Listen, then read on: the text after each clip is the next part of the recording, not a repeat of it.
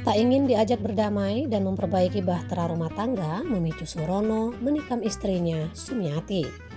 Tikaman senjata tajam Surono tersebut sebanyak 4 liang di sekujur tubuh sang istri. Buah dari perbuatannya, warga desa Belanti, Kecamatan Tanjung Raja, Kabupaten Ogan Ilir ini mendekam di balik jeruji besi Polsek Tanjung Raja. Sementara sang istri masih dalam perawatan di RSUD Kayu Agung. Kapolres Ogan Ilir AKBP Andi Baso Rahman melalui Kapolsek Tanjung Raja AKP Halim Kusuma mengatakan penikaman itu terjadi Rabu 21 Agustus 2022. Setelah mendapat laporan, polisi langsung menangkap pelaku di rumah saat hendak melarikan diri Senin 29 Agustus. Kepada polisi, Surono mengaku menyesal melakukan perbuatannya menikam istri.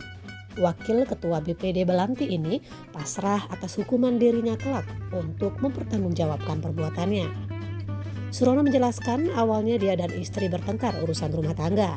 Kemudian dia pergi ke rumah orang tuanya dan memberi waktu 1 minggu kepada sang istri untuk berpikir dan menenangkan pikiran agar bahtera rumah tangga kembali harmonis. Namun sang istri tetap tidak mau diajak berdamai dan memperbaiki lagi bahtera rumah tangga, hingga akhirnya terjadi penikaman itu. Surono menambahkan pernikahannya dengan sang istri telah berjalan puluhan tahun, meski berstatus istri kedua dan menikah siri.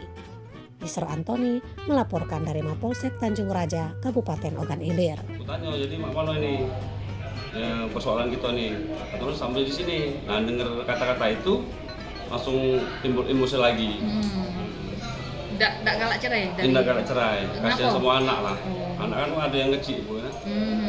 Sebelum itu ada masalah apa dengan ini, istri bapak? Pernah ribut apa keluarga juga.